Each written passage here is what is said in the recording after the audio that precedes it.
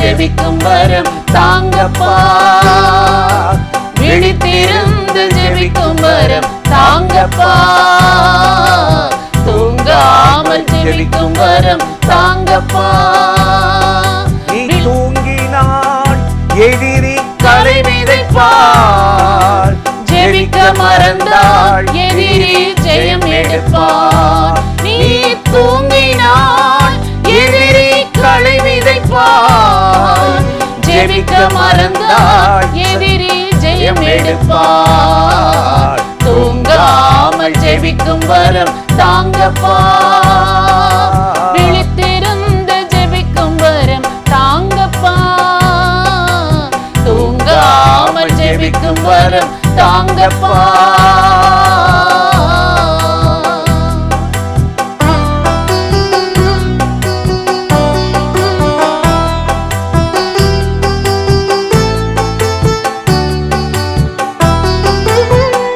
உடலை ஒடுக்கணும், உணவை குறைக்கணும், பேச்ச நிறுத்தணும், பலத்தில் வளரணும். உடலை ஒடுக்கணும், உணவை குறைக்கணும், பேச்ச நிறுத்தணும், பலத்தில் வளரணும். தூங்காமல் ஜெபிக்கும் வரம் தாங்கப்பா. விழித்திருந்து ஜெபிக்கும் வரம் தாங்கப்பா. தூங்காமல் ஜெபிக்கும் வரம் தாங்கப்பா.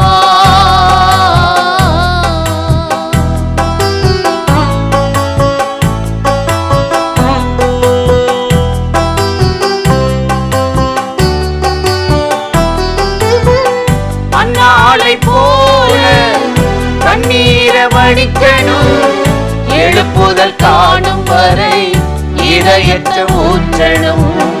அன்னாளை போல கண்ணீரை வடிக்கணும். எழுப்புதல் காணும் வரை இதயத்தை ஊற்றணும். தூங்காமல் ஜெபிக்கும் வரம் தாங்கப்பா. விழித்திருந்து ஜெபிக்கும் வரம் தாங்கப்பா. தூங்காமல் ஜெபிக்கும் வரம் தாங்கப்பா.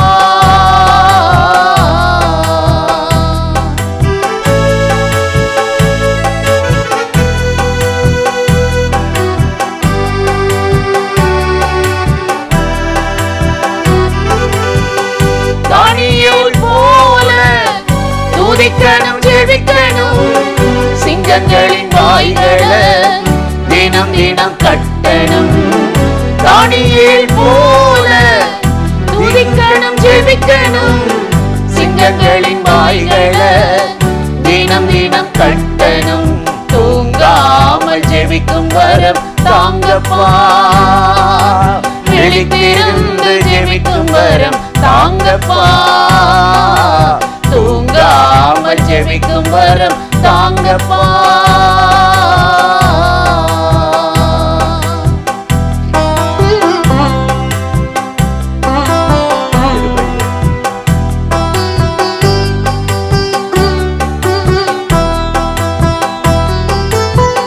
பவுலை போல சிறையில ஜெபிக்கணும், கதவுகள் திறக்கணும், கட்டுகள் நீங்கணும். பவுலை போல சிறையில ஜெபிக்கணும், கதவுகள் திறக்கணும், கட்டுகள் நீங்கணும். தூங்காமல் ஜெபிக்கும் வரம் தாங்கப்பா. விழித்திருந்து ஜெபிக்கும் வரம் தாங்கப்பா.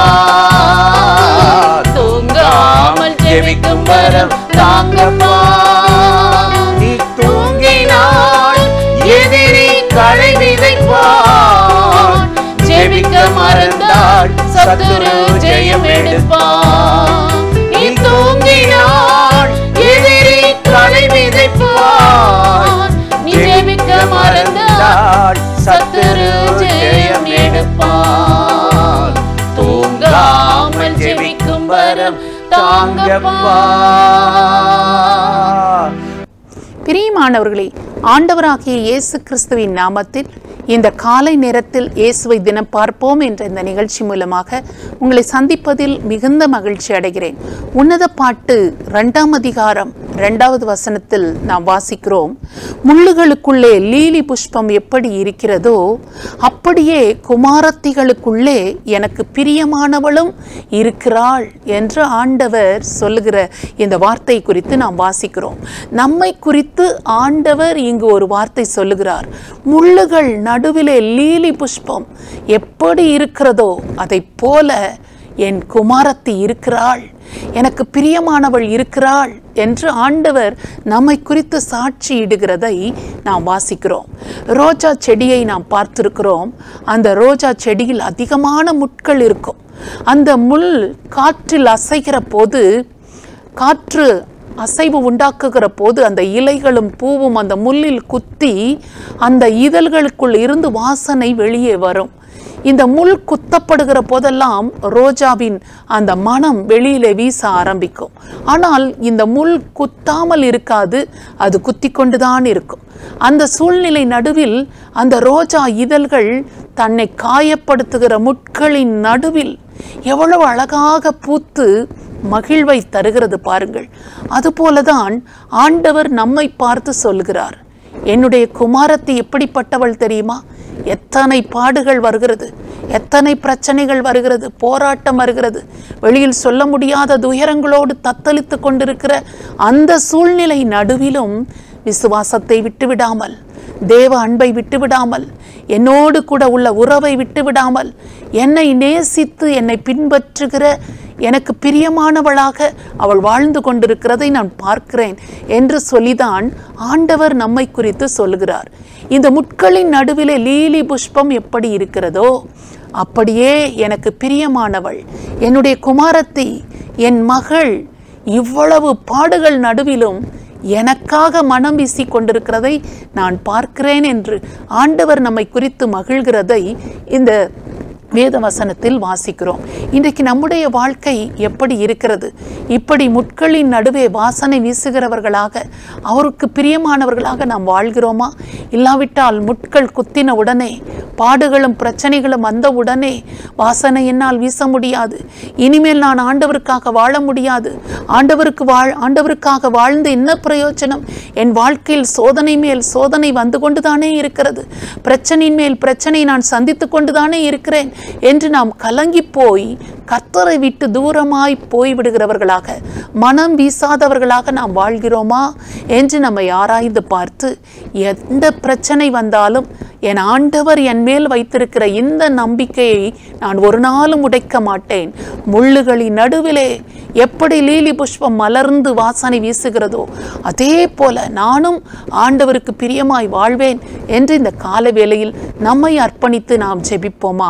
பரிசுத்தமுள்ள நல்ல தகப்பனே, தர்மையான காலை நேரத்திற்காக உம்மை நன்றியோடு ஸ்தோத்திரம் பண்ணுகிறோம். எங்கள் வாழ்க்கையில் எங்களை குத்துகிற எத்தனை பிரச்சனைகள், எத்தனை வலிகள், எத்தனை வேதனைகள் எங்கள் வாழ்க்கையில் வந்தாலும், அது முல்லை போல எங்கள் வாழ்க்கையை குத்தி கிழித்து கொண்டிருந்தாலும், அவைகளின் நடுவிலே பூத்து மலர்கிற ரோஜாவை போல, லீலி புஷ்பத்தை போல எங்கள் வாழ்க்கை சாட்சி நிறைந்ததாகவும் கர்த்தரை மகிமைப்படுத்துகிறதாகவும் உறுதியாய் பற்றி கொண்டிருக்கிறதாகவும் இருக்க வேண்டும் என்று இந்த காலை வேளையில் உம்மை நோக்கி பார்த்து நாங்கள் ஜெபிக்கிறோம்.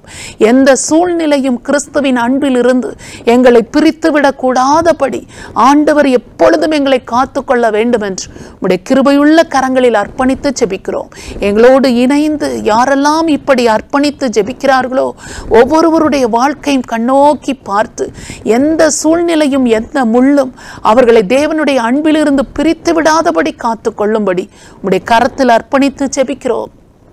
குமாரத்திகளுக்குள்ளே எனக்கு பிரியமானவளும் அப்படி இருக்கிறாள் என்று சொல்லப்பட்ட சாட்சியை நாங்கள் பெற்றுக்கொள்ளும்படியாக எங்கள் ஒவ்வொருவருக்கும் உதவ வேண்டும் என்று இயேசு கிறிஸ்துவின் நாமத்தில் ஜெபிக்கிறோம் நல்ல பிதாவே, ஆமென். இந்த நிகழ்ச்சி உங்களுக்கு மிகுந்த ஆசீர்வாதமாய் இருந்திருக்கும் என்று நிச்சயமாய் நாங்கள் நம்புகிறோம். நீங்கள் பெற்ற நன்மைகளை எங்களோடு கூட பகிர்ந்து கொள்ளுங்கள், மற்றவர்களிடத்திலும் பகிர்ந்து கொள்ளுங்கள். கர்த்தர் உங்களை ஆசீர்வதிப்பாராக. ஆமென்.